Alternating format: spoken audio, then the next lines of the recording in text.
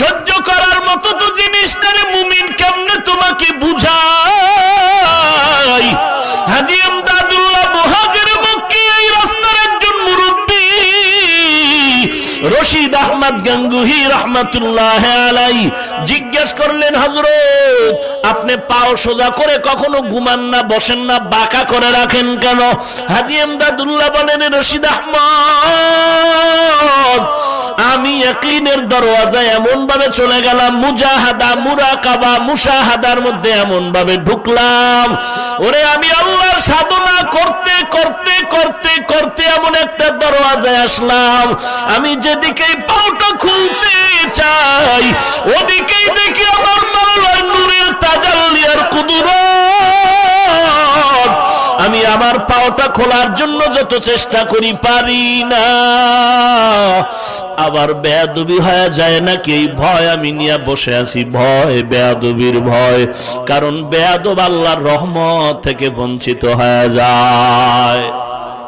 লিকুল্লি শাইইন Zinatun feel ওয়ারা ওয়া জিনাতুল মারই তামামিল আদাবি আজ খোদা খাহিমে তৌফিকে আদব বেআদব মাহরুমে গাশ আজ ফজলে রব। এরে নবীর উম্মতের দল, এই ওমরে ফারুক রাদিয়াল্লাহু তাআলা আনহু নতুন মুসলমান, 39 জন মুসলমানের পরে তিনি 40 নম্বরের মুসলমান।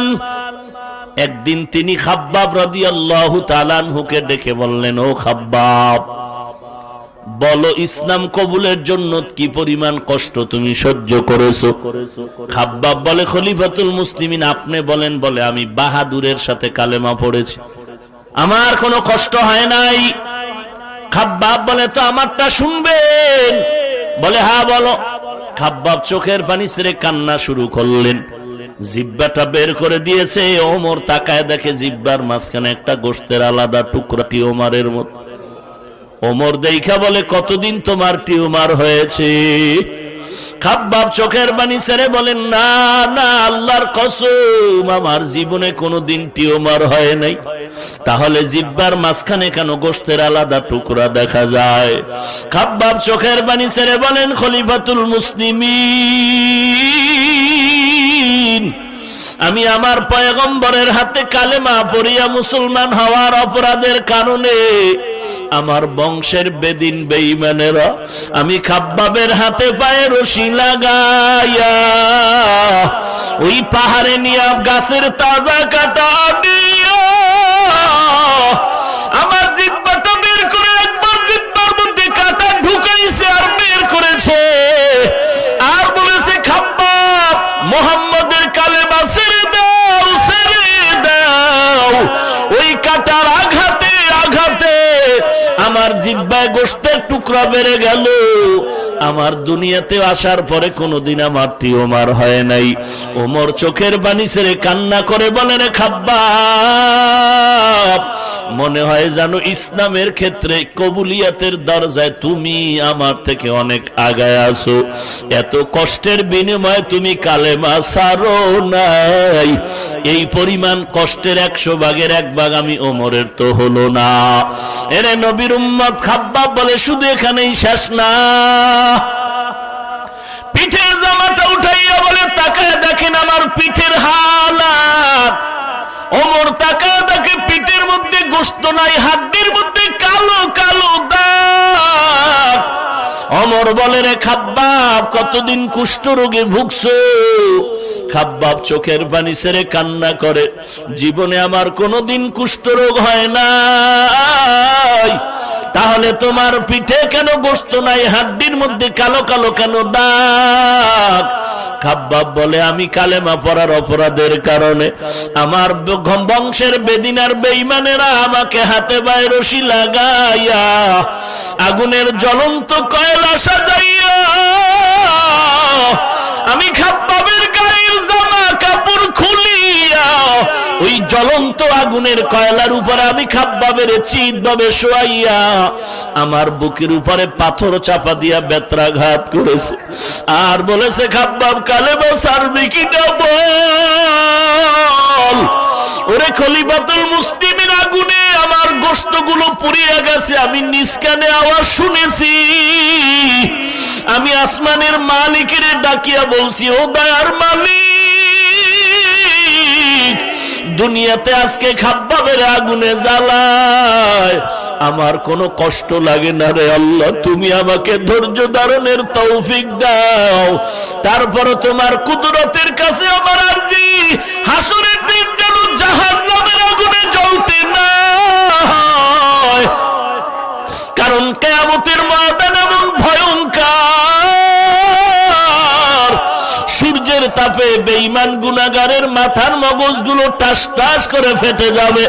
একদিকে জাহান্নামের আওয়াজ, অপরদিকে আল্লাহ পাকের কুদরতের আওয়াজ। লিমানিল মুলকুল ইয়াউম লিল্লাহিল ওয়াহিদিল কাহ্হার। ওদিকে জাহান্নাম চিল্লায় বলবে, ও আল্লাহ, গুনাহগার গুলো আমাকে দাও। আল্লাহ বলবে, ও জাহান্নাম, ফেরেশতারা গলায় শিকল লাগায় পেছনে টেনে ধরো, অপেক্ষা করতে বলো, আমি একটু পরে গুনাহগারের হিসাব নিয়ে দিতে আছি। জাহান্নামের শিকল দিয়েও ধরিয়া রাখা যায় না। আল্লাহ পাক রব্বুল আলামিন যখন দেখবে জাহান্নামের আওয়াজে হাসরের ময়দানটা থরথর করে কেঁপে উঠতেছে, আমার নবী আওয়াজ শুনিয়া সিজদায় পড়ে কাঁদবেন, আল্লাহ জাহান্নামকে ফিরাও, আমার একটা উম্মত যেন জাহান্নামে না যায়। আল্লাহ পাক বলবেন, নবী আপনি কাঁদবেন না, আপনাকে আমি কাঁদাইতে চাই না, আমি জাহান্নামটাকে দূরে সরায় দিতেছি। আল্লাহ পাক কুদরতি হাতে ফেরেশতাকে একটু পানি দিয়া বলবে, জাহান্নামের গায়ে ছিটায়া দাও। একটু পানি ছিটায়া দেওয়া মাত্র জাহান্নাম দ্রুত পেছনে দৌড়াবে। আল্লাহর ফেরেশতারা বলবে, আল্লাহ এত শিকল লাগায় যে জাহান্নামকে ধরে রাখতে পারি না। ওই জাহান্নামের গায়ে একটু পানি ছিটায়া দেওয়ার কারণে দ্রুত দৌড়ায় গেল। ওই পানিটা কি জমজমের পানি নাকি কাউসারের পানি নাকি আবে হায়াতের পানি? আল্লাহ পাক বলবেন, এটা জমজমের পানিও না, এটা কাউসারের পানিও না, এটা আবে হায়াতের পানিও না। এই পানি হলো ওই বৃষ্টির মাঠে চট্টগ্রামে আমার গুনাহগার বান্দার চোখের পানি। ওই বৃষ্টিতে বান্দাগুলো আমাকে ভুলে নাই। আমি আল্লাহ পাক রব্বুল আলামিনের মোহাব্বতে বান্দা বৃষ্টি আর কাদা পানির মধ্যে বসে আমাকে ডাকছে, আমি আল্লাহ ওদের পানিগুলো জমা রাখছি। ওরে চট্টগ্রামের মুসলমান, পায়ে হাত ধরে বলিয়া যায়, রে মুমিন, আজকে এই বৃষ্টি কাদা পানির বসাটা বৃথা যাবে না। আজকে চরমনের আল্লাহওয়ালার হাতে হাত দিয়া চোখের পানি ছেড়ে তওবা করিও, আল্লাহ যেন খালি হাতে ফিরাইয়া না দেয়। এত বৃষ্টির মাঝেও তুমি ভুলিয়া বাড়িতে যাও নাই, আল্লাহ পাক কাউকে খালি যেন ফিরাইয়া না দেয়। ওরে আল্লাহর বান্দা, গুনার কারণে দিলটা শক্ত, চোখে পানি নাই। যাদের চোখে পানি তাদের থেকে একটু হাতটা বাড়ায়া দোয়া নিও। কান্নাওয়ালার দোয়া ফেরত যাবে না, কান্নাওয়ালার দোয়া কখনো ফেরত যাবে না রে মুমিন। ও কান্নাওয়ালা ভাই, আপনাদের কাছে আমিও দোয়া চাই, আমার মতো গুনাহগার আর কেউ নাই। এই বয়ান, এই বয়সটাই যে বয়ান করার ইলম নাই, আমল নাই, আল্লাহর কাছে এতটুকু দোয়া চাই, আল্লাহ দয়া করে সম্মানের জায়গায় বসাইছে